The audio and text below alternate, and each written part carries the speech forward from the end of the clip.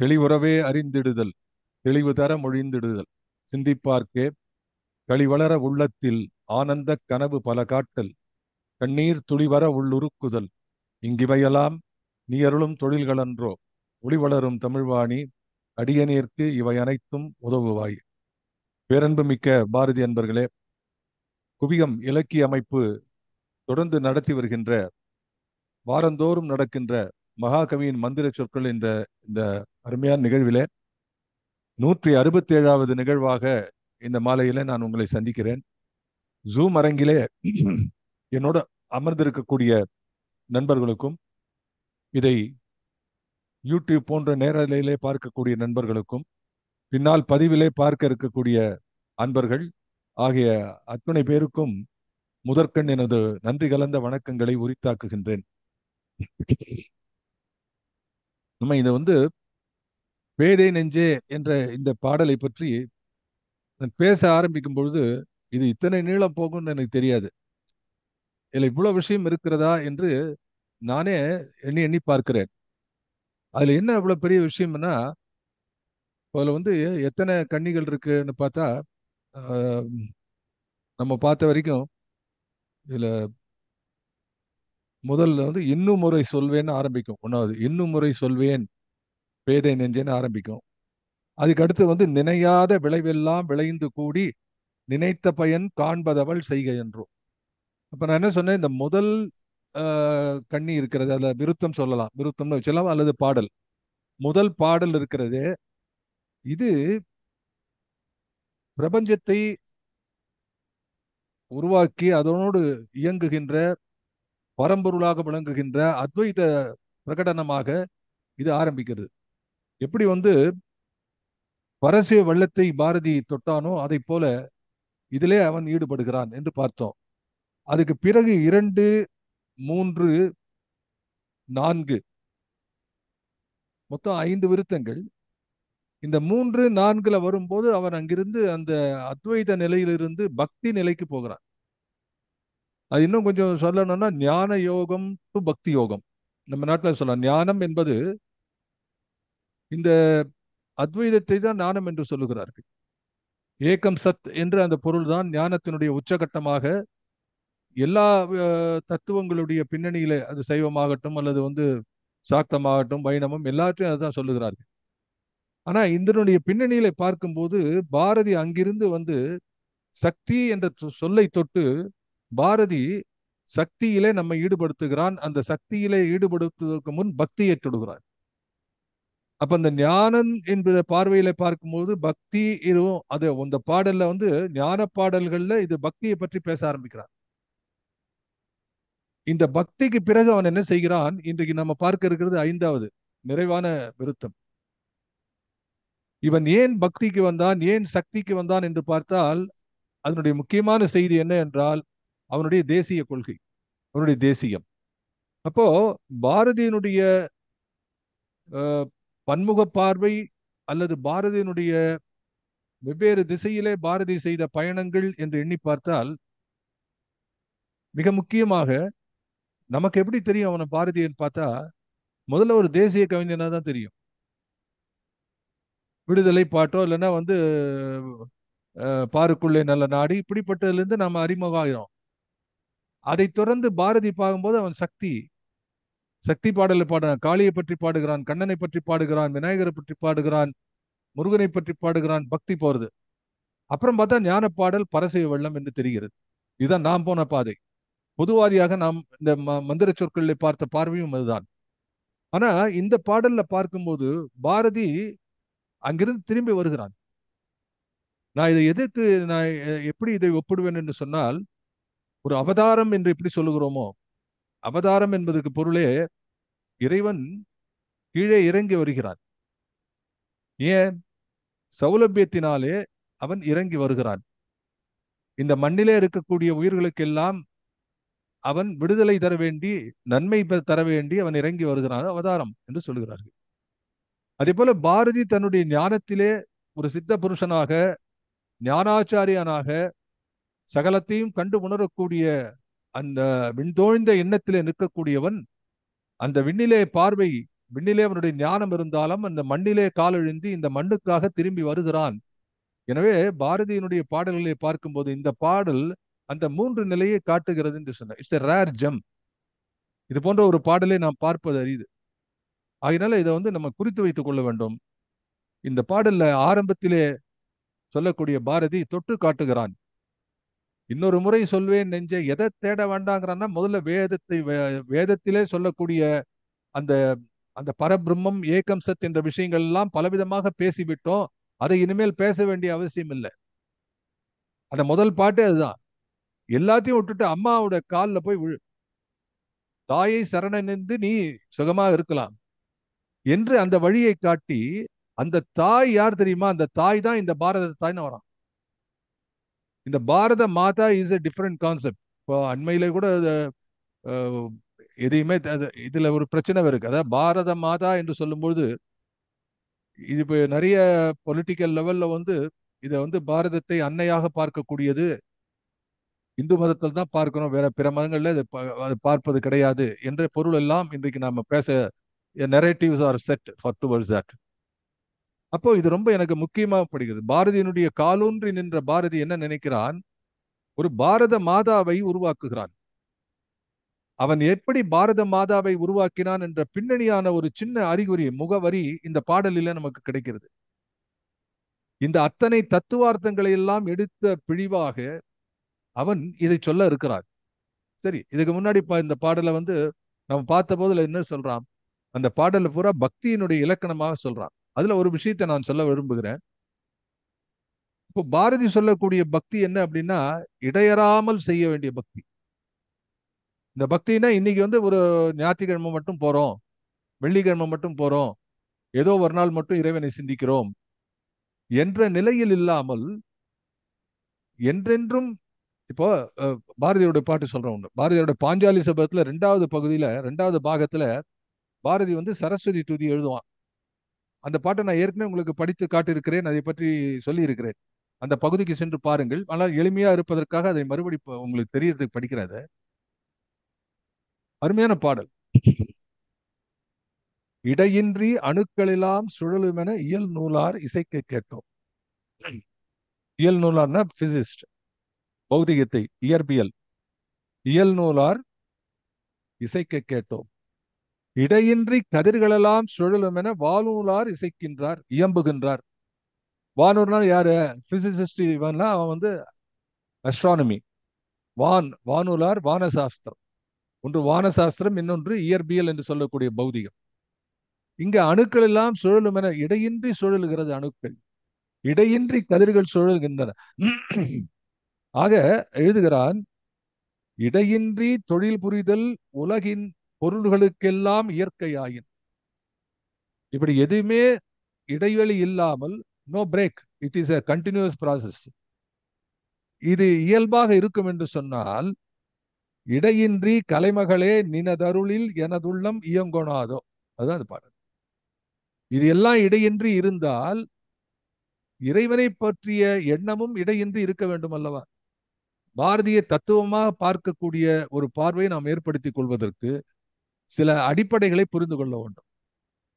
இப்போ இந்த பக்திங்கிற கான்செப்டை ஏன் பாரதி கொண்டு வருகிறார் அப்படின்னு பார்க்கும்பொழுது, இப்போ இயற்கையை பார்க்கிறோம். ஆண்டவன் நம்ம எப்போ காப்பாத்துறான்? ஏதோ ஒரு நேரம் தான் காப்பாத்துறானா? இந்த இயற்கையெல்லாம் அந்த பெரும் சக்தி, பெரும் பேராற்றல் காப்பாற்றி கொண்டிருக்கிறது என்றால் அது ஒரு நேரம் தானா?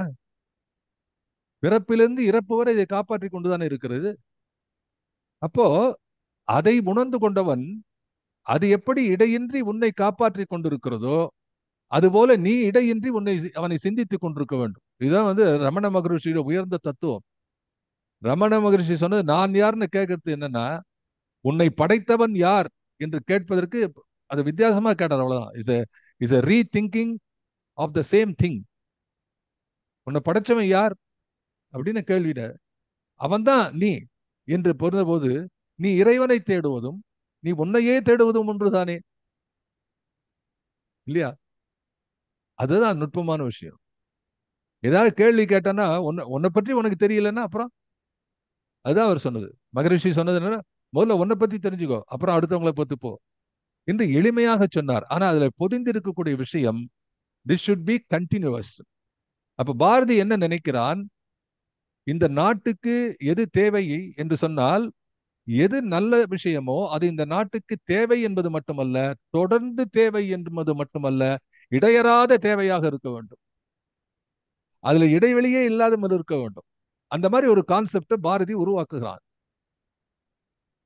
இதுக்கு எங்கிருந்து அவனுக்கு இந்த சக்தி எல்லாம் வருகிறது? பாரதி இப்ப வந்து ஒரு இந்த ஒரு பஞ்சாக்கர பதிகம்னு ஒண்ணு, ஞானஸ்தம்ப பெருமானுடையது பஞ்சாக்கர பதிகம். அவரை பற்றி படித்துக் கொண்டிருக்கிறேன். ஒரு சொற்பொழிவுக்கு பேசுவதற்காக அதை பார்த்தபோது ஒரு பாடல் கண்ணுக்கு பட்டது. அந்த பாடல்ல வந்து எனக்கு ரொம்ப பிடித்த பாடல் அதுவும். அதுல எழுதுகிறவர், துஞ்சலும் துஞ்சல் இல்லாத பொழுதினும் நெஞ்சகம் நைந்து நினை மின் நாளென்றும் தொழுமினும். துஞ்சலும் துஞ்சல் இல்லாத பொழுதினும் நெஞ்சகம் நைந்து நினைக்க வேண்டும் என்கிறார். இதை பார்த்தேன், இதுல என்ன சிறப்புனா, துஞ்சல்னா தூக்கம். துஞ்சலும் துஞ்சல் இல்லாத பொழுதினும் என்ன பண்ணோம், சிவனை நினைக்க வேண்டும் அப்படிங்கிறது பஞ்சாகரம். பஞ்சாகர பதிகம் என்ற காரணத்தினாலே பஞ்சாகரம் என்று சொல்ல, பஞ்ச அக்ஷரம் என்பதை தமிழ் அக்கரம் என்று சொல்லுவார்கள். பஞ்சாக்கரம் பஞ்சாட்சரத்தை சொல் நமச்சிவாய் என்று ஓது. எப்போ? துஞ்சலும் துஞ்சல் இல்லாத பொழுதும். துஞ்சல்னா தூக்கம். நீ தூங்குற நேரத்திலையும் நீ விழித்திருக்கிற நேரத்திலையும் நீ அந்த 5 எழுத்து நாமத்தை சொல்ல வேண்டும் என்று சொல்கிறானா? The question is there any other space other than this? நீங்க ஒரு மனித வாழ்வுல தூங்குற நேரம், தூக்கம் இல்லாத நேரம், இதை தாண்டி ஏதாவது நேரம் இருக்கா? ஒரேடியா தூங்கிட்டானா இறப்பு என்று பெயர் இல்லையா? உறங்குவது போலும் சாக்காடுனர். உறங்குவது சாக்காடு, உறங்குவது போலும் சாக்காடு. ஏன்னா திரும்பி எழுந்துக்கிறதுனால. அதனால வந்து அப்போ வந்து பிறப்பிலிருந்து இறப்பு வரை துஞ்சலும் துஞ்சல் இல்லாத நேரம். இந்த division is complete in its form, entire life span. இந்த லைஃப் ஸ்பேன்ல 2 தான் இருக்கு. ஒன்னு தூங்குற நேரம், இன்னொன்னு தூங்காத நேரம். அப்போ ஆன்மீக பாதையில செல்பவர்கள் இந்த தூக்கம் விழிப்பு என்பதற்கு வேறு பொருள் கொள்கிறார்கள். என்ன பொறுகிறார்கள்? இறைவன் என்ற அந்த ஆற்றலை, அந்த படைப்பாற்றலை புரிந்து கொள்ளாதல் இருக்கக்கூடிய நேரமெல்லாம் தூங்கிய நேரம். அதை பற்றி தெரிந்து கொண்டு பிறகு வரக்கூடியது விழிப்பு நேரம். அதன் பிறகு இந்த விழித்த பிறகு தொடர்ந்து அதையே எண்ணிக்கொண்டிருக்க வேண்டும். அதுதான் ரொம்ப முக்கியம். பாரதி நினைக்கிறான், சக்தி என்ற இந்த கான்செப்ட் சாதாரண பக்திக்கு, ஒரு சாதாரண முக்திக்கு, அவன் நிலையில சொல்றான், எது வேணா முக்தி எப்படி வேணா கிடைக்கும், எந்த யோகத்தை வேணா பண்ணின்னு போலாம், கர்ம யோகம், ஞான யோகம், பக்தி யோகம், எல்லா யோகத்திலும் கிடைக்கும். ஆனாலும் இதை முதன்மையாக பாரதி எண்ணிய காரணம் என்னன்னு சொன்னா, இதை பற்றி அவன் எழுதக்கூடிய நேரம் 1910, 1906 ஆரம்பிக்கிறான். 1906 பாரதி ஒரு சக்தி உபாசகனாக மாறுகிறான். இது வந்து ஆராய்ச்சியாளர் முடிவு. இதை பற்றி நிறைய பேர் எழுதியிருக்கிறார்கள். என்னுடைய நண்பர் வானவில் ரவி அவர்கள் கற்று எழுதியிருக்கிறார்கள். அதுபோல என்னுடைய நண்பர் மோகன சுந்தரம் அவர் எழுதின புத்தகத்திலையும் இருக்கிறது. அருமையான செய்திகள் இருக்கு அதுல. அதுல என்ன அப்படின்னா, முக்கியமா வந்து பாரதியினுடைய எண்ணம் எங்கு மாறுகிறது என்று பார்க்கிறோம். அது ஏன் மாறுகிறது என்று பார்க்கிறோம். அப்போ இந்த பாட்டை பார்த்துடலாம், இந்த கடைசி பாட்டை பார்த்துடலாம். அதை சொல்லிட்டு நான் மேல போறேன். 4வது பாடல் இருக்கு அதுல. சுந்தரராஜ சைடு வரல, நான் படிச்சிடுறேன் அது இல்லைன்னா. ஒரு செகண்ட். நம்ம 4 பாடல் பார்த்தோம். இது வந்து 5வது பாடல். அப்படியே இருக்கட்டும். அந்த கடைசி பாடலோட லாஸ்ட் 2 லைன், இது 5வது. இப்ப என்ன சொல்றான் அந்த இடத்துல, துணையென்று நின்னருளை தொடர செய்து, போன 4வது விருத்தத்தில் இருக்கக்கூடியது, தொல்லை தரும் அகப்பேயை தொலைக்க வேண்டும், துணையென்று நின்னருளை தொடரச் செய்தே நல்ல வழி சேர்ப்பித்து காக்க வேண்டும், நமோ நம ஓம் சக்தி என நவிலாய் நெஞ்சே. அப்ப இங்க வந்து வெளிப்படையாக மேல உலகளந்த நாயகி தாள் உரைப்பாய் என்று சொன்னவன் இங்கே மந்திரபூர்வமான இந்த வடிவத்தை சொல்ல. இது ஒரு இண்டிகேஷன். அப்ப என்னன்னா, சாக்தம் என்று சொல்லக்கூடிய சக்தி உபாசனையிலே பாரதி ஈடுபட்டிருக்கிறான்.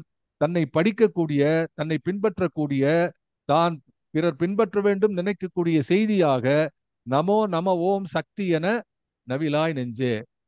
சோ கொஞ்சம் கொஞ்சமாக 1 2 3ன்னு வரும்போது 4வது விருத்தத்திலே மிக வெளிப்படையாக சக்தியை பூஜை செய்வாய், சக்தியை பூசனை புரிவாய், சக்தியை மந்திரபூர்வமாக அணுகுவாய் என்ற அளவிலே அங்க முடிகிறது. அந்த கடைசியில பார்க்கும்போது பாட்டினிலே அதை பார்க்கலாம். இன்னைக்கு தான் பார்க்க போறோம். நிறைவாக இருக்கும். பாட்டினிலே சொல்லுவதும் அவள் சொல்லாகும், பயனின்றி உரைப்பாளோ பாராய் நெஞ்சே. கேட்டது நீ பெற்றிடுவாய், ஐயமில்லை. கேடில்லை, தெய்வமுண்டு, வெற்றியுண்டு. மீட்டும் உன குறைத்திடுவேன், ஆதிசக்தி வேதத்தின் முடியினிலே விளங்கும் சக்தி. அங்க சதின்னு இருக்கு. அது என்ன சதின்னு தெரியல, ஏதோ ஒரு சதி, ஒரு ஒரு ககர ஒற்று போயிடுத்து அங்க நடுவுல. வேதத்தின் முடியினிலே விளங்கும் சக்தி நாட்டினிலே ஜனகனை போல் நமையும் செய்தாள், நமோ நம ஓம் சக்தி என நவிலாய் நெஞ்சே. இந்த கடைசி 2 இந்த இந்த வருத்தங்கள், கடைசி 2 பாடல்களை பார்த்தால் கிட்டத்தட்ட எப்படி திருமுறைகள் ஓதுமோ, தேவாரங்களில் வரக்கூடிய பாடல்களை போல, அதே இப்போ அஞ்செழுத்தை ஓதுவோம் சொன்னேன் நாம். அந்த பஞ்சாக்கர பதிகத்துல கடைசியில இந்த 5 எழுத்தை ஓதுவோம்னு முடியும். அது போல இந்த கடைசி 2 பாடல்ல நமோ நம ஓம் சக்தி என நவில்வாய் நெஞ்சே, நமோ நம ஓம் சக்தி என நவிலாய் நெஞ்சே என்று கிட்டத்தட்ட இதை ஒரு மந்திரபூர்வமான பாடலாக அவன் மாற்றி விடுகிறான். இந்த அளவுக்கு அவனுக்கு செய்ய வேண்டிய அவசியம் என்ன என்று சொன்னால், கட்டுரையில பார்க்கும்பொழுது இதை பற்றி விரிவாக சொல்கிறான். என்னன்னா, பாரதிக்கு மிக பிடித்தமான விஷயம், பாரதி எல்லா விதமான இந்த நாட்டினுடைய பண்டிகைகளை பற்றி பாரதி பல இடத்துல எழுதியிருக்கிறான். இதெல்லாம் நம்ம தேடி பார்க்கணும். அப்போ மகாலய அமாவாசையில வரக்கூடிய நவராத்திரி பண்டிகையை பாரதி மிகவும் நேசிக்கிறார். அவன் வந்து இதுல இருக்கும்போது, பாண்டிச்சேரியில் இருக்கும்போது அவனுடைய குழந்தை பக்கத்துல வந்து அவர் மண்டையன் ஐயங்காருடைய அவருடைய குழந்தை இருக்கிறா கூட. இந்த குழந்தைகள்லாம் இருக்கிறது. அந்த குழந்தைகளுக்காக இந்த நவராத்திரிக்கு பாட்டெல்லாம் எழுதி கொடுக்குறார், சின்ன சின்ன பாடல்கள் எழுதி கொடுக்குறான். இப்போ இந்த நவராத்திரி பற்றி எழுதக்கூடியவன் சக்தி உபாசனை பற்றி எழுதுகிறான். ஒரு பெரிய நீளமான கட்டுரை. இல்ல சில பகுதிகளை நான் உங்களுக்கு படித்து காட்டுகிறேன். அதுல என்ன எழுதுறான்னா, 9 இரவுகள் பராசக்தியை பூஜை செய்கிறோம். இந்த பூஜை முறை பாரதிக்கு ரொம்ப முக்கியமானது. அதுல இருந்து தான் வந்து இந்த நெற்றியினுடைய பொட்டு, அந்த திலகம், அதை கடைசி வரைக்கும் பாரதி விடல. அந்த ஒரு சாக்தனாகத்தான் அவன் தன்னை காட்டிக் கொண்டிருக்கிறான். சரஸ்வதி என்றும் பார்வதி என்றும் 3 மூர்த்தியாக நிற்பது பராசக்தி.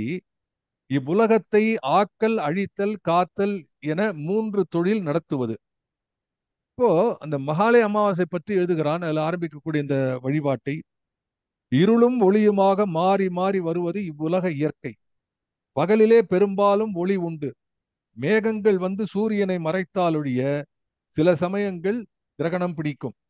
அதையும் தவிர்த்து விட்டால் இரவிலேதான் ஒளியின் வேறுபாடுகளும் மறைவுகளும் அதிகரிக்கின்றன. இது ஒரு கான்செப்ட். இப்போ பகல் அப்படின்னு பார்த்தா எப்பவுமே ஒளிதான். அதுல வந்து அந்த ஒளியில வந்து ஒரு சில வேறுபாடு இருக்கும்போது ஒளி இருக்கும். அது குறைச்சல் கம்மி, சில நேரம் மேகம் மூடும், அவ்வளவுதான்.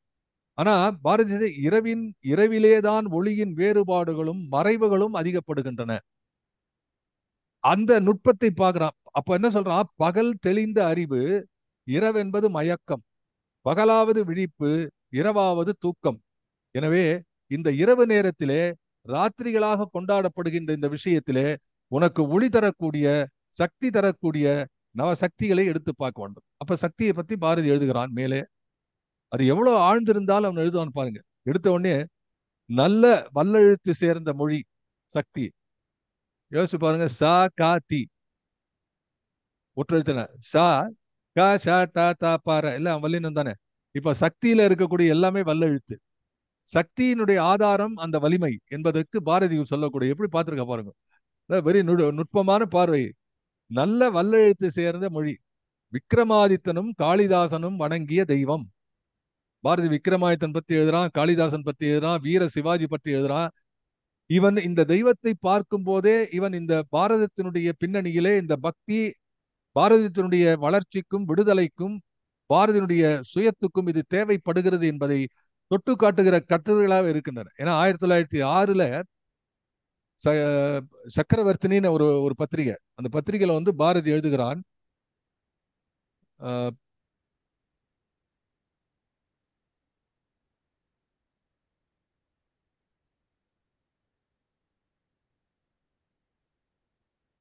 அந்த பத்திரிகையில இப்போ பாரதிக்கு வந்து இப்போ இந்த சக்தியை பத்தி எங்கேருந்து தெரிஞ்சதுன்னு பார்த்தா, பாரதி காசியிலே இருக்கும்போது சக்தியை பற்றி அறிந்து கொண்டிருக்கிறான். ஆனால் அதை பத்தி ரொம்ப தெரியாது.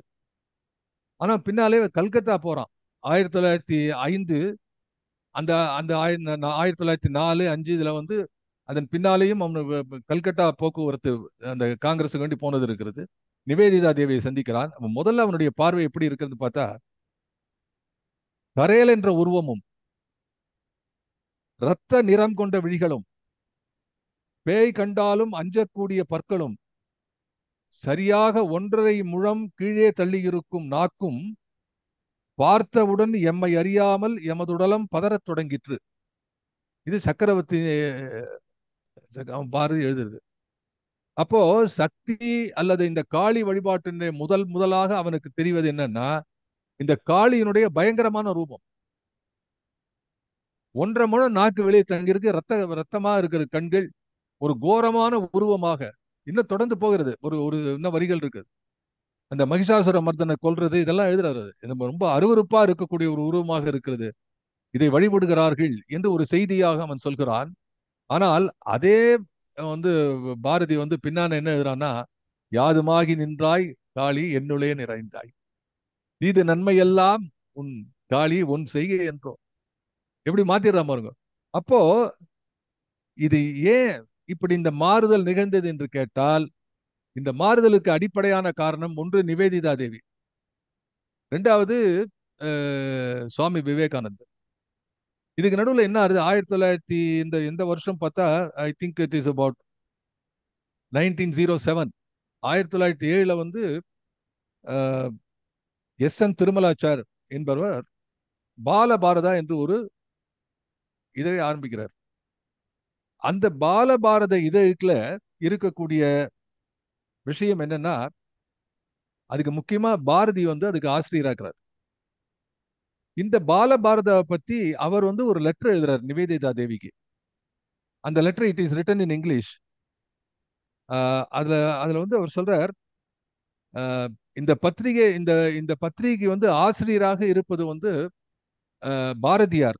ஏற்கனவே உங்களுக்கு அறிமுகமான தென்னாட்டு கவிஞர் பாரதியார். இதுல வந்து உங்களுடைய பல கருத்துக்களையும் நாங்கள் அவ்வப்போது தேசிய உணர்வோடு நாங்கள் இதில் கொடுப்பதற்கு விழைகிறோம் என்று அவர் சொல்றாரு. அதுல அது மட்டுமல்லாது நிவேதிதாவின் உபதேசங்களை தென்னிந்தியாவிலே பரப்புவதற்காகத்தான் இந்த பத்திரிகை பாலபாரதா இருக்கிறது என்று எழுதுகிறார். அப்போ இதையும் சேர்த்து பார்க்கும் பொழுது பாரதி அப்போ விவேகானந்தருடைய எண்ணமோ தான். ஏன்னா நிவேதிதா தேவி வந்து விவேகானந்தருடைய டிசைபிள். விவேகானந்தரும் இதை பற்றி சொல்கிறார். அவரும் பாரதத்தை ஒரு மாதாவாக, இந்த பாரத அன்னையாக அவர் உருவகம் செய்கிறார். அதுல என்ன முக்கியமான செய்தி அப்படின்னா, இந்த பராசக்தியினுடைய தரிசனம் நான் ஏற்கனவே உங்களுக்கு சொல்றேங்க. கல்கட்டால ஆனந்த்குமார் போஸ் என்பவருடைய ஒரு காங்கிரஸ்காரர், அவருடைய பெரிய வீட்டுல தான் மாளிகையில முதலாக பாரதி நிவேதிதா தேவியை சந்திக்கிறார். அது சந்திப்பை பத்தி நான் ஏற்கனவே பேசியிருக்கேன் உங்களோட. அதுல முக்கியமான செய்தி என்ன, அந்த அம்மா நிவேதிதா தேவி பாரதியுடைய கையை பிடித்து அழைத்து கொண்டு வெளியே அந்த மாளிகையினுடைய வெளியிலே வந்துகிறார். வெளியிலே வந்துட்டு அவருக்கு வந்து அந்த பக்கத்துல ஒரு வில்வ மரம் இருக்கு, பெரிய மரம். அந்த மரத்துக்கு பக்கத்துல அந்த அந்த கிளைகளுக்கு நடுவே ஒரு ஒளியை காட்டுகிறாள். அங்க பார், பாரத மாதா உனக்கு தரிசனம் தருகிறாளா பாரு. அப்ப முதலாக பாரதிக்கு வந்து பாரத மாதா என்று இந்த இந்தியாவை, நமது நாட்டை பாரத மாதாவாக உருவகம் செய்யக்கூடிய ஒரு எண்ணத்தை தரிசனம் மூலமாக காட்டியவர் நிவேதிதா தேவி. அதை நம்ம மறக்க கூடாது.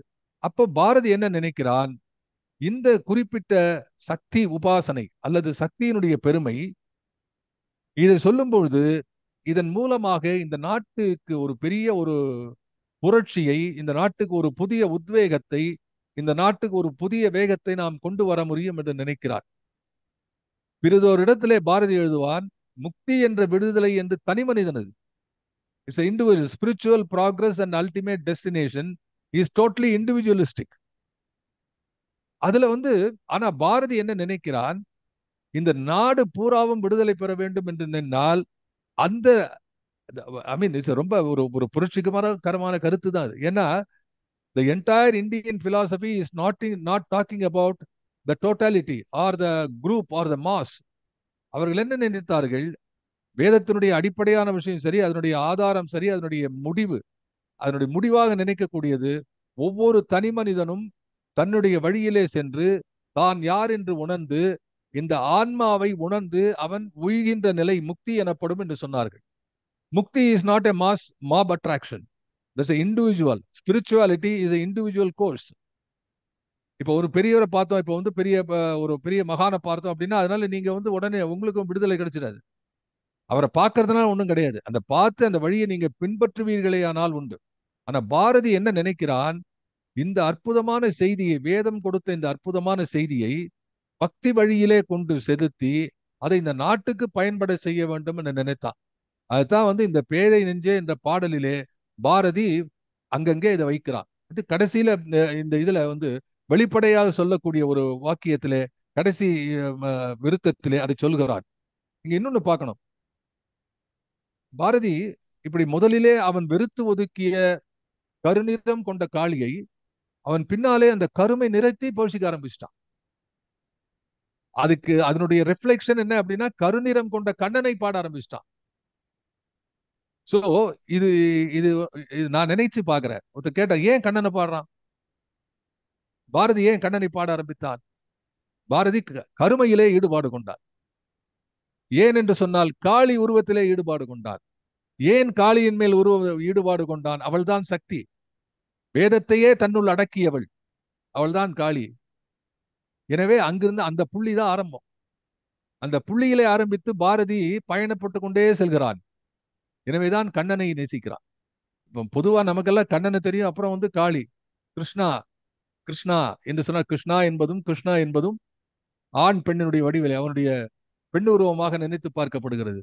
ஆனா காளி என்பதில் இருக்கக்கூடிய செய்தி, மூன்று சக்தி, ஆக்கல் அழித்தல் காத்தல் என்ற முத்தொழிலுக்கும் முதன்மையாக இருப்பவள் சக்தி என்பது வேதம். இதை பாரதி எடுத்து காட்டுகிறான். என்ன சொல்கிறான் ஒரு இடத்துல, இந்த பின்னாடி அவன் எழுதுகிறான், தேவி மகாத்மியத்துல பாரதி நிறைய படிச்சிருக்கான்னு தெரியுது அவன் எழுதுறதுல இருந்து. அவன் எழுந்த ஒரு இடத்துல எழுதுறான், அவள் ஆனந்தத்தின் எல்லையற்ற பொய்கை. அந்த பாடெல்லாம் எல்லா பாட்டும் உங்களுக்கு தெரியும், அந்த அந்த வரியை மட்டும் சொல்றேன். அவள் ஆனந்தத்தின் எல்லையற்ற பொய்கை, இன்ப வடிவாகி நிற்பள், துன்பமெல்லாம் அவள் இழைப்பாள், இதெல்லாம் அவள் புரியும் மாயை, துன்பம் அளிப்பது கூட மாயை, அவள் ஏதுமற்ற மெய்ப்பொருளின் சாயை. அவள் ஏதுமற்ற மெய்ப்பொருளின் சாயை. இல்ல எனக்கு இன்னொரு ஞாபகம் வருது. அதாவது இதுல இந்த இந்த தேவி உபாசனை அல்லது சக்தி உபாசனை என்பதை பாரதி அவனே கொஞ்சம் வயதான பிறகுதான் போனான் என்றாலும் கூட அவன் நினைத்து பார்க்கிறான். இந்த நாட்டிலே காஷ்மீர் முதல் கன்னியாகுமரி வரை எல்லாரும் ஈடுபடக்கூடிய அந்த அந்த உபாசனை இருக்கிறதே சக்தி உபாசனை என்று கண்டுகொள்கிறான். இதுக்கு நான் ஒரு அகச்சான்று சொல்றேன். இதுல எப்படின்னா, ஹரிகேசநல்லூர் முத்தையா பாகவதர், உங்க கேள்விப்பட்டிருப்பேன். ஹரிகேசநல்லூர் முத்தையா பாகவதர், அவரும் திருநெல்வேலி நெல்லை மண். அவர் வந்து ஒரு பாட்டு எழுதுறார். அந்த பாட்டு வந்து இட் இஸ் மேட் பாப்புலர். இப்போ கூட நீங்க யூடியூப்ல கேட்டா சஞ்சய் சுப்பிரமணியம் பாடிருக்கார். அந்த காலத்துல நான்லாம் கேட்ட வந்து வித்வான் TR Subramaniam, doctor TR Subramaniam பாடி கேட்டிருக்கோம்.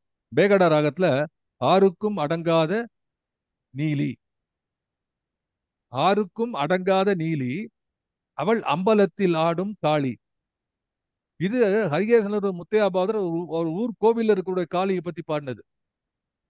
அப்போ தென்னாட்டில் இருக்கக்கூடிய வழிபாட்டு முறையிலிருந்து ஆரம்பிச்சு வடநாட்டிலே இருக்கக்கூடிய வங்காளத்திலே பிரபலப்படுத்தப்பட்ட முறை பற்றி பார்த்தா எல்லாமே காளியை கொண்டிருக்கிறது. இன்னும் கேட்டா இந்த காளியினுடைய உபாசனை முடிந்த பல காலம் காளி உபாசனை இருந்த பிறகுதான் சைத்தன்யா மூவ்மெண்ட் வந்து கண்ணனுடைய மூவ்மெண்ட் வருகிறது. இந்த கான்செப்ட் ஆஃப் கண்ணன் பூஜை, கண்ணனை வழிபடுதல் எல்லாம் காளிக்கு பின்னாலே வருகிறது வரலாற்று முறைப்படி பார்த்தா. அப்போ இதை கண்டுபிடிக்கிறார், அதை எழுதுறார் அவர். அது அருமையான பாட்டு. ஹரிகேசநல்லூர் முத்தையா பாகவதரையும் தமிழ் வளர்த்த சான்றோரையும் நான் பேசியிருக்கிறேன். அந்த பாட்டெல்லாம் ஒருத்தர் கேட்டாருன்னா, கர்நாடக பாடகர் வந்து எழுதிய பாடகர் வந்து எப்படி தமிழ் வளர்க்க முடியும் கேட்டாங்க. அதுல எக்ஸாம்பிளா நான் இதை சொன்னேன். அதுல எழுதுறாரு அவர் அனுபல்லவியில, பாருள் பரபிரம்மத்தை அடக்கிய சாயை, பாருள் பரபிரம்மத்தை அடக்கிய சாயை பாடும் வேதங்களாலும் அறியாத மாயை. அவர் எழுதுறது பாடும் வேதங்களாலும் அறியாத மாயை. she is above the vedas. Bharathi பல இடங்களிலே கொடுக்கிறான். வேதத்தினுடைய முடிவு, வேதத்தினுடைய துணிவு, வேதத்தினுடைய எல்லையிலே இருக்கக்கூடியவள். அந்த ஹையஸ்ட் லெவல் அவன் யாருக்கு வச்சான்னு சொன்னா அந்த காளிக்கு. அப்போ அந்த காளிக்கு அதை சொல்லும் பொழுது பாரதி என்ன நினைக்கிறான், இவளை பற்றி வணங்கி வாழ்த்தி எல்லோரும் துதிக்க வேண்டும் என்று நினைக்கிறான். அப்போ அந்த நவராத்திரி இதுல எழுதும்போது, இந்த கட்டுரையில தொடர்ந்து எழுதுகிறான். இதுல இன்னொரு சின்ன விஷயம் இருக்கு. அதாவது அவன் எங்கெல்லாம் பாராட்ட வேண்டும் நினைக்கிறான் பாருங்க. இந்த வலிதான தெய்வம், காளிதாசன் வணங்கிய தெய்வம், உலகத்தார் இந்த பராசக்தியை வணங்க வேண்டும், அதுவும் என்பது பூர்வீகமான ஏற்பாடு. இந்த மிக பயனுள்ள காரியம் இந்த பூஜை முறை, மேலான வழி. கும்பகோணம் சங்கர மடத்தில் இந்த பூஜை மிகவும் கோலாகலமாக நடத்தப் போவதாக பத்திரிகையில் ஒரு தந்தி போடப்பட்டிருந்தது. தந்தினா நியூஸ், நாட் டெலிகிராம். ஒரு தந்தி, தந்தினா ஒரு அறிவிப்பு. இவன் என்ன சொல்றான், கும்பகோணம் சங்கர மடத்திலே சக்தி உபாசனை ஏற்றுக்கொண்டு, ஒரு பேசிக்கா பார்த்தா இந்த என்டையர் சங்கரா என்ற ஐடியால இருக்கக்கூடிய அந்த அத்வைத பின்னணியில இருக்கக்கூடியது. ஆனாலும் அந்த சங்கர மடத்திலே இப்போ நீங்க பார்த்தானா சக்தி வழிபாடு உண்டு. காமாட்சி அம்மன் இருக்கா இல்லையா? இங்க இருந்தா காஞ்சிபுரத்துல போனா, அங்க போனா ராஜராஜேஸ்வரி தேவியிலேருந்து எல்லா தேவிகளும், இங்க தட்சிணாமூர்த்தி சிங்கேரியில குருமுகமாக இருக்கிறாள் அம்பிகை. ஆகவே சங்கரனுடைய தத்துவத்திலே பார்க்கும்போது கூட சக்தி உபாசனை இருக்கிறது என்று அன்று பார்க்கக்கூடிய பாரதி அதை பாராட்டி எழுதுகிறான். தேசம் முழுவதும் இப்படி நடப்பது நல்லது.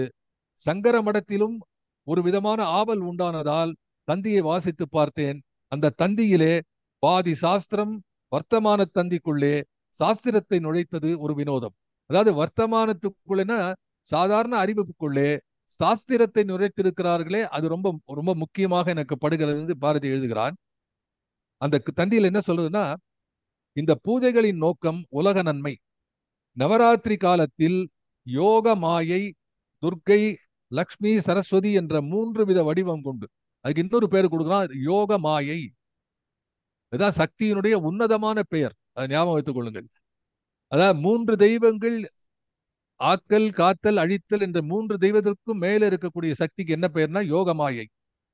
அப்படி இந்த யோகமாயை துர்க்கை, லட்சுமி, சரஸ்வதி என்ற 3 வித வடிவம் கொண்டு துஷ்டரையெல்லாம் அழித்து மனித ஜாதிக்கு மகிழ்ச்சி பெருக வைத்தால், மனிதர் படும் துன்பத்தை தீர்க்கும் பொருட்டாக தேவி அவ்வாறு அவதாரம் செய்ததால் அந்த செய்த காலம் முதல் இன்று வரை பாரத தேசத்தில் எல்லா பாகங்களிலும் ஆரியர் இந்த திருவிழாவை கொண்டாடி வருகிறார்கள். இது பாரதிய ஸ்டேட்மெண்ட். சோ பாரதி இந்த பாரத நாட்டில ஒரு ஒருமைப்பாட்டை, ஒற்றுமையை உண்டாக்க வேண்டும், பிரிவினையை தவிர்க்க வேண்டும் என்ற எண்ணத்திலே பாடுபடக்கூடிய அந்த தேசிய உணர்வில் இருக்கக்கூடிய கவிஞன் முதல்ல இந்த நாட்டில் எல்லா இடத்திலும் இருக்கக்கூடிய அந்த வழிபாட்டு முறையை இனம் கண்டு கொள்கிறான். தேவி உலகம் முழுவதிலும் பரவி இருக்கிறாள், ஒவ்வொரு தனி பொருளிலும் நிறைந்து நிற்கிறாள். இவளே மாயை, இவளே சக்தி, செய்பவளும் செய்கையும் செய்கை பயனும் இவளே. இந்த 3 ஆஸ்பெக்ட் சொல்றான். செய்பவள் சொல்றான். அத முதல்ல செய்கை ஒன்னு பண்றாங்க, செய்பவள் இவள், செய்கை மீது செய்கை பயன் ஒன்று இருக்குது. ஆஃப்டர் த ரியாக்ஷன் அதுக்கு ஒரு ப்ராடக்ட் இருக்கு இல்லையா, அந்த பயனும் அவளாக நிற்கிறாள். தந்தையும் தாயும் இவளே, இவளே பரபிரம்மத்தின் வடிவம், இவள் காத்திடுக. இப்போ ஆக்கல், அழித்தல், காத்தல் என்ற முத்தொழிலும் எப்போதும் நடக்கின்றன. லோக சம்ரட்சணை எப்போதும் செய்யப்படுகிறது, எப்போதுமே ஆராதனை செய்ய வேண்டும் என்று அதை விவசிக்கிறான். அதுல கடைசியில ஒரு பாடலாக எழுதுகிறான். நான் நிறைய எழுதுறான் அதுல இடையில. சக்தியால் உலகம் வாழ்கிறது, நாம் வாழ்வை விரும்புகிறோம், ஆதலால் நாம் சக்தியை வேண்டுகிறோம். இதுதான் பாரதியுடைய ட்ரீட்மெண்ட். இந்த பாடல்ல அவன் சொல்லக்கூடிய விஷயத்தை நான் தெளிவாக புரிந்து கொண்டதுக்கு காரணம் இந்த 3 வரிகள். என்ன சொல்றான்? சக்தியால் உலகம் வாழ்கிறது. பாரதியுடைய அடிப்படை என்ன? உலகம் வாழ வேண்டும். அதாவது அவன் கேட்ட என்ன, காளி கிட்ட என்ன கேட்கறான் சார்? இந்த வையத்தை பாட்டு திறத்தாலே இவ்வையத்தை பாலித்திட வேண்டும் என்று கேட்கிறான் இல்லையா? அப்போ காளி உபாசனையிலே சொல்றான், சக்தியால் உலகம் வாழ்கிறது, நாம் வாழ்வை விரும்புகிறோம். இந்த லைன் தான் முக்கியம். ஆதலால் நாம் சக்தியை வேண்டுகிறோம். ஆதலால், அதுதான் முக்கியமா படிக்கும். ஏன் அப்படின்னா, இதுவரை இந்த பக்தி உபாசனையிலே, இதுவரை இந்த இந்த பூஜை முறைகளே, வேத ஆகமங்கள் எல்லாம், சாக்த ஆகமங்கள் எல்லாம், சைவ ஆகமங்கள் எல்லாம் சொல்லக்கூடிய பக்தி முறையிலே, எனவே எனக்கு முக்தி கொடு என்று தனி மனித விடுதலை தேடிக்கொண்டிருந்த இடத்திலே இவன் சொல்றான், உலகத்தினுடைய நலவாழ்வை நாம் விரும்புகிறோம், ஆதலால் நாம் சக்தியை வேண்டுகிறோம். அப்போ சக்தியை வேண்டுவது என்பது இந்த தேசத்துக்காக வேண்டவன், அதை அதை அதை பூஜை செய்ய வேண்டும். தி என்டையர் இப்போ என்ன நினைக்கிறா, இந்த நாட்டிலே பக்தி என்பது இயல்பாக இருக்கிறது. ஆனா இந்த நாட்டினுடைய பக்தி முறை எப்படி இருக்கிறன்னா, individual to make an individual exalt position, ஒரு தனி மனித விடுதலை, முக்தி அடைவதற்கு பாடுபடுகிறது. அதை அப்படியே மாற்றி பாரதி என்ன நினைக்கிறான், இது எல்லாருக்கும் பொதுவாக இருக்க வேண்டும் என்பது மட்டுமல்லாமல் இது இந்த நாட்டுக்கு தேவையாக இருக்க வேண்டும் நினைக்கிறான். அதுக்கு என்ன அகச்சான்று என்றால், அதுக்கு பாரதி ஆங்கிலத்திலே கூட எழுதியிருக்கிறார். இந்த ஆங்கிலத்தில் எழுதக்கூடிய விஷயம் என்னன்னா, பாரதி ஒரு ஆங்கில கட்டுரை எழுதுகிறார். அந்த ஆங்கில கட்டுரையில சித்தாக்னி குண்ட சம்பூதா என்று லலிதா சகஸ்ரநாமத்துல ஒரு வரி வருகிறது. அப்போ இந்த காளியினுடைய புகழ் பாடக்கூடிய பாரதி அதையெல்லாம் படிக்கிறார். அப்போ அதுல இருந்து அந்த சித்தக்னி என்று சொன்னால் அறிவு என்ற அந்த அந்த ஃபயர், அறிவாகிய அந்த இந்த சாதாரண பொருளில் இருக்கக்கூடிய அக்னி இருக்கிறது, அதை சொல்லக்கூடிய பாடலை அவன் குறிப்பிட்டு எழுதுகிறான். Out I read it in English, the exact quotation from Bharathi. Bharathi is writing.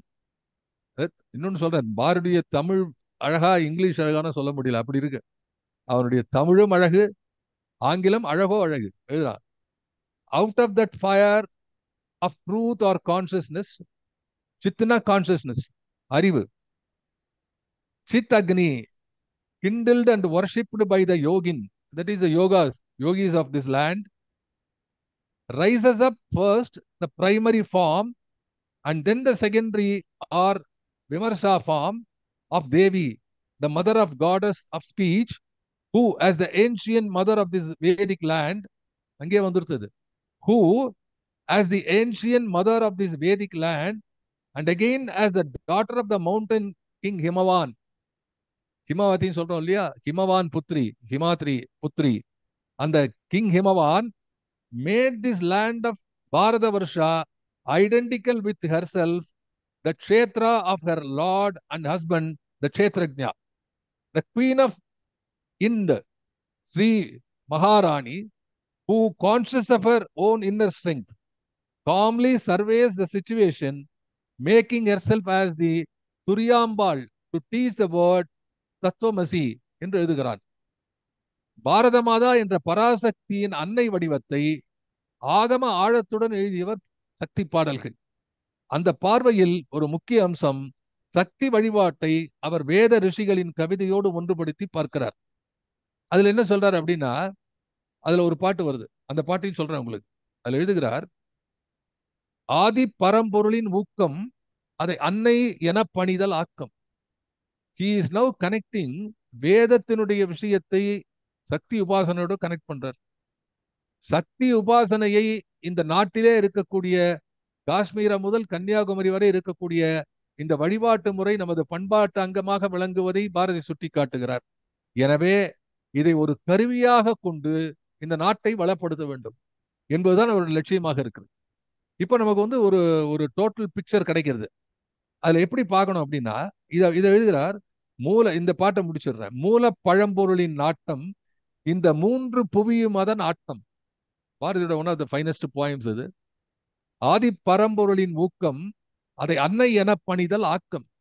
அதாவது ஆதி பெருமள், எல்லாவற்றுக்கும் முதலாக இருக்கக்கூடிய பேராற்றல் கொண்ட அந்த பெரும் சக்தி இருக்கிறதே, அதை அன்னை என பணிதல், அதுதான் தாய், அது அன்னை என்று பணிதல் ஆக்கம். அதுதான் உனக்கு வாழ்க்கைக்கு வளம் தரும். மூல பழம்பொருளின் நாட்டம் இந்த மூன்று புவியும் அதன் ஆட்டம். கால பெருங்களத்தின் மீதே எங்கள் காளி நடமுலக கூட்டம். இங்க இருக்கிறது அனைத்தும் எங்களுடைய காளியினுடைய நடனம். மூர்த்திகள் மூன்று பொருள் உண்டு. மூர்த்தினா இந்த பிரம்மா விஷ்ணு சிவன் என்று சொல்லக்கூடிய இந்த மூன்று பொருள், அந்த மூலப்பொருள் ஒளியின் குன்று நேர்த்தி திகழும் அந்த ஒளியை எந்த நேரமும் போற்று சக்தி என்று. இது வெரி கிளியர். இதை விட கிளியரா எழுத முடியாது. இந்த மூன்று சக்திகளுக்கும் மேலா இருக்கக்கூடியதுதான், ஐ மீன் மூன்று மூர்த்திகளுக்கும் மேலாக இருக்கக்கூடியதான் சக்தி. அதுதான் அனைத்துக்கும் தலைமை என்று போற்று என்று பாரதி எழுதுகிறார். அப்போ இந்த பாட்டில் அவன் சொல்லக்கூடிய விஷயம், சக்தி உபாசனை எப்படி வர வேண்டும், சக்தியை பயன்படுத்தி இந்த நாட்டை எப்படி உய்விக்க வேண்டும். அப்போ அவன் இதை பார்க்கறான். பாரதம் என்ற இந்த இந்த இந்த topography, what ever destinations are limitations and corners they have, the land mass of Bharata Varsha என்று சொல்லக்கூடிய இடத்தை என்ன செய்கிறான், பாரத மாதாவாக உருவாக்கிறான். இந்த பின்னணியில தான் பாரதி பின்னாலே அவருடைய அவருடைய நண்பர்கள் எல்லாம் சேர்ந்து இந்த பாரத மாதா சிலை உருவாக்குகிறார்கள். பாரத மாதா சிலை, இந்த பாரத மாதாக்கு ஒரு சிலையை உருவாக்க வேண்டும் என்று பாரதி நினைக்கிறான். அது நல்ல விதமா உருவாக்க வேண்டும் என்று சொல்லி அவன் இதுல என்ன பாண்டிச்சேரியில் புதுச்சேரியில் இருக்கும் போதே அவன் அந்த பொம்மை செய்யக்கூடிய இடங்களுக்கு சென்று இந்த பாரதி சிலையை, பாரத மாதா சிலையை எப்படி செய்விக்க வேண்டும் பார்க்கிறான். அப்போ கூட எழுத முதல்ல சாதாரணமா செய்தாரலாம். அப்படி செய்யாத நிறைய அணிகள் எல்லாம் போடு, நிறைய அணிகள் எல்லாம் போட்டு இந்த பாரத மாதா அழகு செய் என்று பாரத மாதாவை குழந்தைகளிலிருந்து பெரியவர் வரை, சாதாரண நிலையிலிருந்து தத்துவ நிலை வரை, தத்துவ நிலைக்கு எங்க போனோம்னா சித்தாக்னி என்று சொல்லிடலாம். ஆனா அந்த லெவலுக்கு போக சாதாரண இருக்கிறத கூட பாரதம்னா பாரத மாதா, பாரத தேவி, அன்னை என்று சொல்லக்கூடிய அந்த விஷயம் இருக்கிறதே. அதனால்தான் அந்த அந்த பாடல்கள் எல்லாம் வந்தது. நீங்க பின்னாலே வங்காள தேசத்துல இருக்கக்கூடியவர்கள்லாம் பாடும்போது அன்னை தான், அன்னை தான் எல்லாம். பாரத் மாதா கி, பாரத் மாதா கி. அப்போ அந்த பாரத் மாதா என்ற இந்த ஐடியா பாரதியினுடைய வங்காளத்திலே உருவானது, சாக்தத்திலே உருவானது, தேவி பூஜையிலே உருவானது. அது வடநாடு, குறிப்பாக வங்காளம். அங்கே இருந்த பெரியவர்கள் அங்கிருந்து, அதனாலதான் என்ன பண்ணாங்க, இதெல்லாம் கற்றுக்கொண்ட பாரதி நிவேதிதா தேவிக்கு குருவான விவேகானந்தர் வங்காளத்தில் உருவானவர். அவர் இந்த இந்த பிரின்சிபல், இந்த ஐடியா ராமகிருஷ்ண பரமஹம்சர் அதான் சொல்றார். ராமகிருஷ்ண பரமஹம்சர் சேஸ் தேவி. அவர் என்ன பண்ணார், ராமகிருஷ்ண பரமஹம்சருக்கு காளி தான், காளி கிட்ட போற தரிசனம் கொடுக்கலையே, காளி தரிசனம் கொடுக்கலையே போறார். என்னுடைய உள்ளத்தை ஒரு ஈரத்துண்டை முறுக்கி பிழிவது போல என்னுடைய உள்ளம் வலி கொண்டு நிற்கிறதே, தேவி நீ தரிசனம் காட்ட மாட்டாயா, பேசிட்டு இருக்காரு, கேளையோட பேசுறார். நிறைய அதை பத்தி நிறைய சொல்லலாம். அப்படி ஒரு நாள் காளியோட பேசிக்கொண்டு, இன்னும் தரிசனம் தரவில்லை என்றால் நான் எனது தலையை நானே என்னுடைய உடலிலிருந்து தலையை எடுத்துடுவேன் என்று கையிலே வாள் எடுத்து தன்னுடைய தலையை வெட்டி கொள்ள செல்கிறார். அப்படி கழுத்து வரைக்கும் வரும்போது காளி தரிசனம் தருகிறாள் என்பது வரலாறு. அப்படிப்பட்ட காளிதாசராக விளங்கிய ராமகிருஷ்ண பரமஹம்சருடைய சீடர் விவேகானந்தர், அவருடைய சீடராக விளங்கக்கூடிய நிவேதிதா 1906, 7 அந்த சக்கரவர்த்தினி பத்திரிகையில பாலபாரதாலயம் எழுதுறார் பாரதி. இதெல்லாம் தொடர்ந்து அவர் 1910 பாண்டிச்சேரிக்கு வரும்பொழுது அங்க யாரை பார்க்கிறார்னா, அங்க பார்த்தா அரவிந்தர் வருகிறார். அரவிந்தர் ஆல்சோ கேட் தேவி பாசங்கர். அப்போ இவர்கள் எல்லாருமா சேர்ந்து இந்த நாட்டினுடைய உய்வுக்கு, விடுதலைக்கு பின்னாலே, விடுதலைக்கு பின்னாலே நாடு வரக்கூடிய பெருநிலைக்கும் எல்லாவற்றுக்கும் அடிப்படையாக இருக்க வேண்டியது இந்த சக்தி உபாசனை.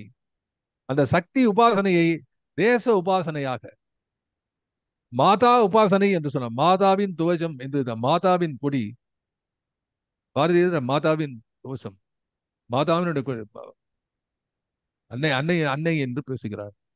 அவர் அன்னை அன்னை என்று பக்தி பாடல பேசுற இடங்கள்லாம் அவர் தேசத்தையே குறிப்பிடுகிறார்.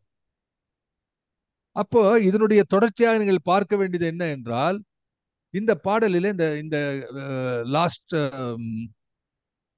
இந்த ஸ்டான்ஸா படிச்சிடுறேன். இப்போது அது இந்த இடத்தை குறிப்பாக படிக்க விரும்புகிறேன். என்ன இதுதான், பாட்டினிலே சொல்லுவதும் அவள் சொல்லாகும், பயனின்றி உரைப்பாளோ பாராய் நெஞ்சே. எப்பா நெஞ்சேன்னா தன்னுடைய நெஞ்சு பிறருக்கு சொல்கிறான். நான் இந்த மாற்றத்தை சொன்னேனே, இந்த பரபிரம்மத்திலிருந்து பிரம்மஸ்வரூபத்திலிருந்து சக்தி வந்தால் அவள்தான் அனைத்துக்கும் முதலாக நிற்கிறாள், அவள் இந்த நாடு, அவளேதான் இந்த நாடு, இந்த தேசம் என்று சொன்னேனே. பாட்டினே இதெல்லாம் சொல்வதும் அவள் சொல்லாகும் பயனின்றி உரைப்பாளும். என்னுடைய சொல்லெல்லாம் பராசக்தி சொல் என்று நீ ஒத்துக்கொண்டால் அது பயனின்றி போகுமோ? கேட்டது நீ பெற்றிடுவாய். இந்த நாட்டுல என்ன கேட்டாங்க? அந்த நேரத்துல விடுதலை வேண்டினார்கள்.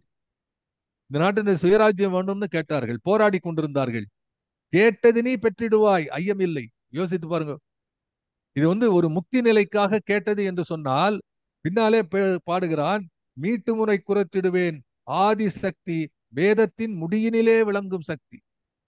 அதான் அந்த முன்னாடி எழுதக்கூடிய இந்த ஆங்கிலத்திலும் அதான் எழுதுகிறான். இவள் Adishakti. He is at the height on the top of Vedas. நாட்டினிலே ஜனகனைப் போல் நமையும் செய்தாள் நமோ நம ஓம் சக்தி என நபிலா நெஞ்சே. இத்தனை பாட்டுல பேதை நெஞ்சு பாட்டு ஞான பாடல் வரிசையில கடைசியில நாட்டினிலேன்னு ஒரு வார்த்தை வருது. எப்படி வச்சிருக்கா பாருங்க. அதுவும் கடைசி இடத்துல நாட்டினிலே என்று சொல்றான். Is it not very clear that Bharathi transcends at different level? People start from this material world. சித்தினை அசித்துடன் இணைத்தாய் என்று எழுதுகிறார். எத்தனை கோடி இன்பம் வைத்தாய் என்று எழுதுகிறார். இதற்கெல்லாம் ஆதி காரணமாக, ஆதி மூலமாக இருக்கின்ற நிலை என்ன தெரியுமா? இந்த நிலைதான், சக்தி உபாசனை தான். இந்த சக்தியினுடைய உபாசனையை தேச உபாசனையா மாற்ற வேண்டும் என்ற எண்ணத்திலே எழுதுகிறார். பாட்டினிலே சொல்லும் அவள் சொல்லாகும் பயனின்றி உரைப்பாளோ பாராய் நெஞ்சே என்கிறார். இது பயனின்றி உரைப்பாளோ என்று சொன்னா இதுக்காக ஒரு பயன் வேண்டும். அந்த பயன் என்ன? இந்த நாட்டினுடைய விடுதலை.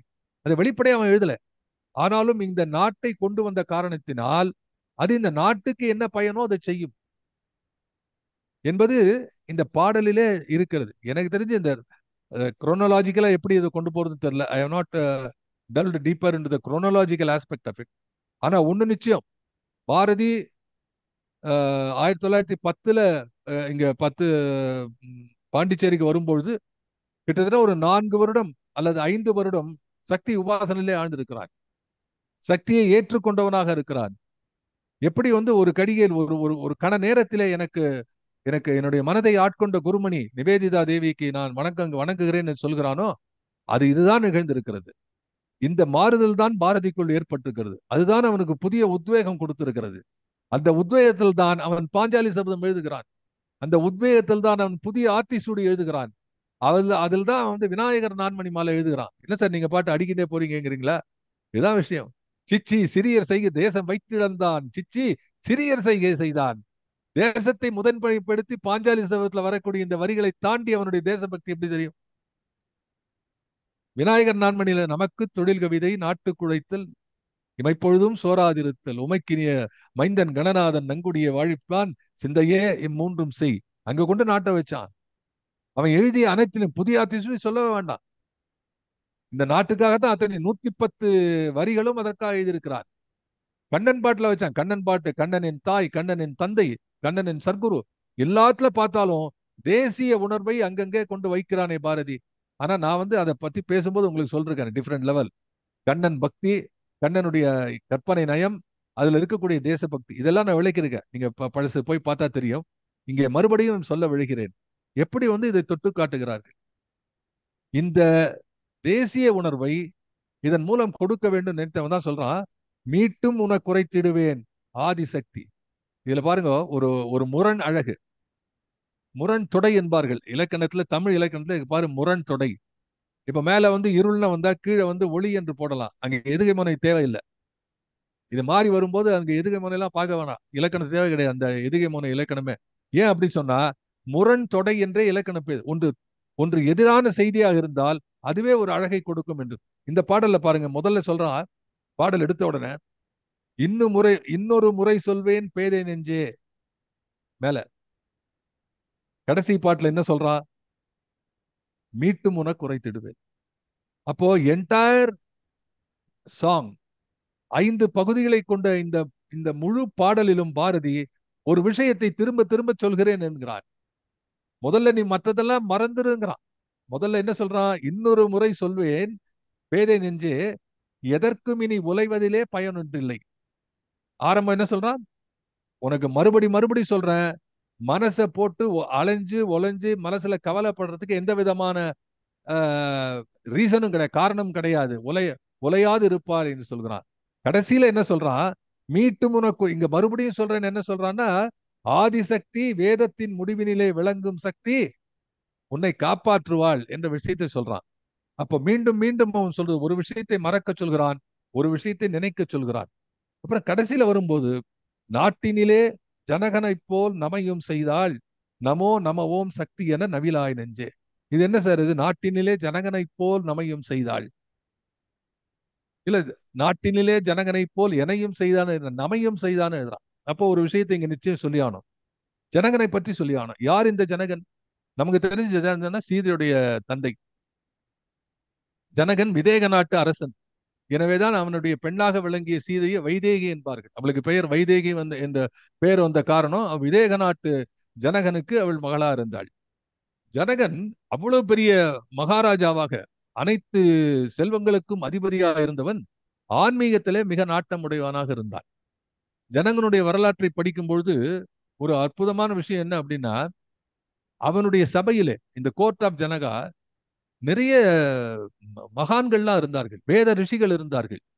வேத காலத்திலிருந்து வரக்கூடிய ரிஷி பரம்பரையிலே வரக்கூடிய யாக்ஞவல்கர் என்ற ஒருவர், யாக்ஞவல்கர் அங்க இருந்தார். இதெல்லாம் இது எங்க தெரியும்னா, பிரகதாரண்ய உபனிஷத்து ஒண்ணு இருக்கு. வேதத்தினுடைய முடிவாக விளங்கக்கூடிய உபனிஷத்துக்கள் பல விஷயத்தை பேசுகின்றன. அதுல பிரகதாரண்யக உபனிஷத்து என்று ஒண்ணு உண்டு. அது வந்து பிரகதாரண, பிரகத்துனாலே பெருசுன்னு அர்த்தம். ஜகத் பிரகத், மகத் என்று சொல்லுவோம். அது பிரகத்னா பெருசு. பிரகதாரண்யக உபனிஷத் மிகப்பெரிய உபனிஷத்துல ஒன்று அது. அதுல இந்த யாக்ஞவல்கருடைய கதை வருகிறது. அது அதனுடைய சரித்திரம் வருகிறது. அவருடைய மைத்ரேயி கார்கி என்ற அவரோடு அவருடைய சீடர்களாக துணைவியாக இருக்கக்கூடியவர், அவருடைய கதை இன்னொரு புறமாக வருகிறது. அது அப்ப என்னன்னா, ஜனகனுடைய கோர்ட்ல வந்து அவ்வளவு பெரியவர்கள் இருந்தார்கள். அவன் அவ்வளவு செல்வந்தனாக இருந்தாலும் அவன் ஆன்மீகத்திலே நாட்டமுடையவனாக இருந்தான். அது மட்டும் இல்ல, இன்னொரு கதை கூட உண்டு. அதுல உங்களுக்கு தெரிஞ்சிருக்கும். அஷ்டாவக்ர கீதைன்னு ஒண்ணு உண்டு. இந்த அஷ்டாவக்ரன் யாரு அப்படின்னா, ககோலான்ட்டு அவனுடைய அப்பா. அவர் என்ன பண்ணார், இந்த குழந்தை வந்து அம்மா வயித்துல இருக்கும் போதே இதுக்கு வேதத்தெல்லாம் உபதேசிக்கிறார். யார்? இந்த ககோலா தனது குழந்தையை, அஷ்டாவக்ரன்னு பேர் இல்ல அப்போ, அந்த குழந்தைக்கு எல்லாத்தையும் உபதேசிக்கிறார். அது பயங்கர ஷார்ப், எக்ஸீடிங்லி கிரேட் பிரெயின். அந்த குழந்தை அம்மா வயித்துல இருக்கும்போது இவர் வேதங்கள் எல்லாம் சொல்லி கொடுக்கும்போது ஒரு இடத்தை இவர் தவறாக சொல்லி விடுகிறார். அதை திருத்துவதற்காக அந்த குழந்தை உள்ளிருந்து என்று குரல் கொடுக்கிறது. அதை ஒரு அவமதிப்பாக கருதிய தந்தை வயிற்றுக்குள்ளே இருக்க அந்த குழந்தையை வந்து 8 கோணலோடு நீ பிறக்க வேண்டும் என்று சபித்து விடுகிறார். எப்படி எப்படி எல்லாம் அந்த காலத்து நடந்திருக்கு பாருங்க. 8 கோணல் என்ன? 8 கோணல் அப்படின்னா 2 காலு 2 கை 4 ஆச்சு, 2 முட்டி 6, அதுக்கப்புறம் ஒரு நெஞ்சு, அப்புறம் ஒரு கழுத்து, இப்படி 8 இடத்திலே கோணலோடு அந்த குழந்தை பிறக்கிறது. ஆனால் பிறந்த பிறகு அதனுடைய அறிவை பார்த்து எல்லாரும் வியக்கிறார்கள். அப்படிப்பட்ட ஒரு மகானுபாவனாக விளங்கிய அந்த குரு அஷ்டாவக்ரனுடைய தன்னுடைய குருவாக ஏற்றுக்கொண்டவர் ஜனகன். அவரை ஜனகர், அந்த ஜனகர் எனவே வாழ்க்கையிலே தாமரை இலை தண்ணீர் என்று சொல்லும் பொழுது ஜனகனுடைய பேர் தான் சொல்லுவார்கள். எப்படி தாமரை தண்ணீர் அந்த உருண்டோடுகிறது, பற்றற்று இருக்கக்கூடிய ஒரு அரசன் அப்படின்னா ஜனகன் தான் பேரு. அப்ப பாரதி என்ன எழுதுகிறான், இந்த நாட்டினிலே நாட்டினிலே ஜனகனைப் போல் நமையும் செய்தாள்.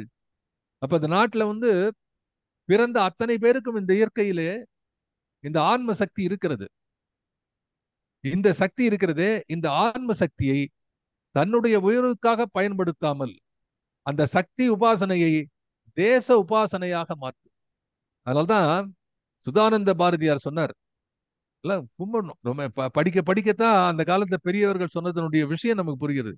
அவர் சொல்றார், பாரதியாரோட எழுத்துக்கள் வந்து தேசோபனிஷத் என்று சொன்னார். அவர் மெய் சிலிர்க்குது எனக்கு. நான் அதில் நிறைய இடத்துல பேசியிருக்கேன். சுதானந்த பாரதியார் வந்து இதை தேசோபனிஷத்தம் என்று சொல்லுன்னார். ஓஹோ, ரொம்ப உயர்வா பாராட்டி பேசுறாருன்னு நினைச்சேன்.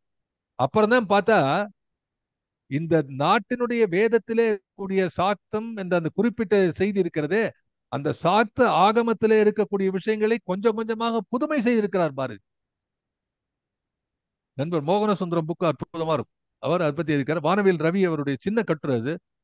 இன்னொருத்தர் பேரு சேஷாத்ரி ஏதோ சம்படி பேர் மறந்து போயிட்டார். 2 3 பேர் இதை பத்தி எழுதியிருக்கிறார்கள். அதுல அதே எடுத்துக்கிறான் பாரதி. நான் ஒரு ஒரு எக்ஸாம்பிள் சொன்னேன் உங்களுக்கு. சங்கரரை பத்தி எழுதும்போது சங்கரருடைய description of Maya is different from Bharathi. Bharathi இந்த நாட்டினுடைய பழம்பெரும் தத்துவங்களாம் எடுத்துக்கொண்டு அதிலே ஒரு சின்ன சின்ன மாற்றங்களை ஏற்படுத்தினான். இந்த மாற்றங்கள் எல்லாமே இந்த நாட்டுக்கு அது பயன் தர வேண்டும் என்பதற்காகத்தான், வேற ஒண்ணுத்துக்குமே இல்லை. அதனால அதை பார்க்கும் பொழுது சுதானந்த பாரதியார் சொன்ன இது தேசோபனிஷத் என்று சொன்னதனுடைய பொருள் இப்பதான் புரிகிறது. இது உபனிஷத் தான். காரணம், பாரதியுடைய புதுமை எல்லாமே சூனியத்திலே ஆரம்பித்தது கிடையாது. பாரதியுடைய புதுமை என்பது அவன் அடித்தளம் கால் வைத்துக் கொண்டிருக்கக்கூடிய இடம் இருக்கிறதே, அது வேத சாரங்கள், வேதம் சிறந்தது என்று சொல்கிறானே. கல்வி எப்படி இந்த நாட்டை பத்தி பேசும்போது அறத்தின்பால் அறத்தின்பால் நிற்கக்கூடிய நாடுங்கிறான். வேதம் வேதம் நிறைந்த இந்த நாடு என்று பாடுகிறான். இந்த நாட்டினுடைய பல பெருமைகளை பாடக்கூடியவன் அதை எதையும் விட்டு கொடுக்கவில்லை. அதெல்லாம் ஒழித்து தள்ளிவிட்டு மேலே ஏதோ கட்டவில்லை. அவனுடைய அடித்தளம் என்பது இந்த நாட்டினுடைய அடிப்படையான பண்பாடு, இந்த நாட்டினுடைய தெய்வ நம்பிக்கை, இந்த நாட்டினுடைய வழிபாட்டு முறை, அது கூட உண்டு. இது அனைத்தையுமே சேர்ந்துதான் பாரதி எடுத்துக்கொண்டான். இது எல்லாத்தையும் எடுத்துக்கொண்டு செய்தான். இதைத்தான் காந்தி அவர்கள் வித்தியாசமாக செய்தார்கள். காந்தி அவர்கள் ஆன்மீகத்தை கொண்டு வந்தார்கள். இன்னைக்கு சொல்றாங்க அரசியல்ல ஆன்மீகம் தேவையா இல்லையா என்று சொல்லிக் கொண்டிருக்கிறார்கள். அரசியல்ல ஆன்மீகத்தை முதலிலே இந்த நாட்டிலே விடுதலைக்கு ஒரு ஒரு ஒரு காரணமாக ஏற்படுத்தி கொடுத்தவர் காந்திஜி அவர்கள். அதனால இது ஒரு யாரோ இது இது போல எத்தனை பேர் செய்திருக்கலாம், இந்த எண்ணம் எத்தனை பேருக்கு இருந்திருக்கலாம் வேற. ஆனா பாரதியை அணுகும் போது பாரதி என்ன செய்தான் என்று சொல்லும் போது இந்த பாடலிலே எனக்கு தெரிகிறது. பேதை நெஞ்சே என்ற இந்த பாடலிலே மிக மிக தெளிவாக 3 பகுதிகளாக நான் இதை காண்கிறேன். 5 விருத்தங்களிலே முதல் விருத்தம் என்பது இந்த அத்வைத தத்துவம் இருக்கிறதே, அதையெல்லாம் நினைத்து மனத்தை குழைத்துக் கொள்ளாதே. அது உண்டா இல்லையா, கிரியாத்வைத்தம் என்றெல்லாம் சொன்னேன். இதை பத்தி அத்வைத்தை பத்தி நிறைய நான் பேசியிருக்கேன். எத்தனையோ துவைதங்களுடைய வகைகள் இருக்குன்னு, 1000 விதமான தத்துவங்கள்லாம் இருக்கு. இதெல்லாம் போட்டு உடம்ப கழிச்சுக்காது, இதெல்லாம் போட்டு நினைச்சுக்காத. உனக்கு ஒரே வழி என்னன்னா, சக்திகளுடைய தாளை, சக்தியின் அம்பிகையை சரண் புகுந்தால் அதிக வரம் பெறலாம் என்று பேசுறேன். அப்படி பாரதிக்கு இந்த சக்தி மேல இருக்கக்கூடிய பற்று எங்கிருந்து என்பதுதான் இந்த பாடல சிறப்பு. என்ன அப்படின்னா, வரலாற்றை பார்க்கும்பொழுது 1905, 6 பாரதிக்கு வருகிறது ஆண்டு கணக்குல. அவருடைய அறிவு கணக்கிலே பார்த்தால் முதலாக அவன் ஏற்றுக்கொண்ட குருமணியாக விளங்கக்கூடிய நிவேதிதா, அவருடைய குருவாக விளங்கக்கூடிய விவேகானந்தர், அவருடைய குருவாக விளங்கக்கூடிய பரமஹம்சர் ஆக சக்தி உபாசகர்களாக விளங்கிய இந்த தத்துவ ஞானிகளை தன்னுடைய அடிப்படையாக வைத்துக் கொண்டு பாரதி சக்தியை போற்றத் தொடங்குகிறான். பாரதி சக்தியினுடைய உண்மையான சொரூபத்தை காண்கிறான். தேவர் வேதத்துல உபனிஷத்துல சக்தியை எங்கெல்லாம் புகழ்ந்தார்களோ அனைத்தையும் பார்க்கிறான்.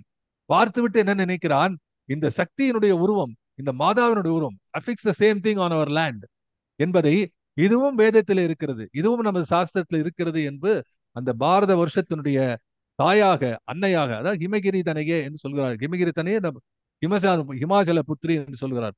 பார்வதி, பர்வதகுமாரி என்றெல்லாம் பேசி இந்த இமயத்திலிருந்து குமரி வரை இருக்கக்கூடிய அந்த லேண்ட் மாஸ், அந்த இருக்கக்கூடிய இடத்தை பாரத மாதா என்று உருவப்படுத்தி பாரதி மறுபடியும் செம்மை செய்து அதற்காக அதிகமான போற்றுதலை தன்னுடைய கவிதைகளில கொடுக்கிறான். அதை இந்த கவிதையில சுட்டி காட்டுகிறார். அப்போ 2வது சக்தி. அதன் பிறகு இந்த நமோ நம ஓம் சக்தி என்று அந்த மந்திரத்தை சொல்லி இதை போற்றோம் என்று சொல்லும் போது பாரதி இந்த உபாசனா தெய்வத்தை வழிபடக்கூடிய அந்த சடங்கிலும் நம்பிக்கை வைக்கிறான். எனவே இது அனைத்தையும் சொல்லக்கூடிய பாடலாக இது இருக்கிறது. இன்னும் இதுல குறிப்பாக உதாரணங்கள் அல்லது வரலாற்று செய்தி சொல்ல வேண்டும் என்றால் நிறைய இருக்கின்றன. அதை இப்போது நேரம் கிடைக்கும் போது பார்க்கலாம். ஆனா இந்த பாடலை பொறுத்த வரைக்கும் இந்த அளவிலே இந்த பாடல் முற்று பெறுகிறது. பேதை நெஞ்சே என்பதை நாம் இன்று நிறைவு செய்கிறோம். அந்த நிறைவு செய்யும் போது சொல்லக்கூடிய முக்கியமான செய்தி என்னன்னா கடைசியில இருக்கிறது தான். அதை மறுபடியும் உங்களுக்கு படிக்கிறேன். நாட்டினிலே ஜனகனை போல் நமையும் செய்தாள். ஜனகன்னா ஒரு அபூர்வம், மெட்டீரியல் வெல்த்லயும் பெரிய ஆள், ஆனா எதுலயும் பற்றற்று இருப்பவன், ஒரு மிகச்சிறந்த ஞானி, ஒண்ணுமே இல்லாத ஓட்டாண்டி இல்ல, எல்லாம் இருக்கக்கூடிய செல்வந்தன், எல்லாவற்றையும் அறிந்த ஞானி, ஆனா எதிலுமே பற்றென்று இருப்பான். அப்படி இந்த நாட்டிலே எல்லாருக்கும் ஒரு ஆன்ம பலத்தை இந்த அற்புதமான பாரத மாதா கொடுத்திருக்கிறார். எப்படி வித்தியாசமா இருக்கும்? அவளை பாரத மாதா என்று சொல்லிவிட்டால் அவளுடைய குழந்தைகள் எல்லாம் தாயின் மணிக்கொடி பாரின்னு தாழ்ந்து பணிந்து வணங்கிடவாரி, அது தாயினுடைய மணிக்கொடி தானே, மாதா தோஜமாயிற்று என்றெல்லாம் பாரதி பாடுகிறான். ஆகவே நமோ நம ஓம் சக்தி என நவிலாய் நெஞ்சே.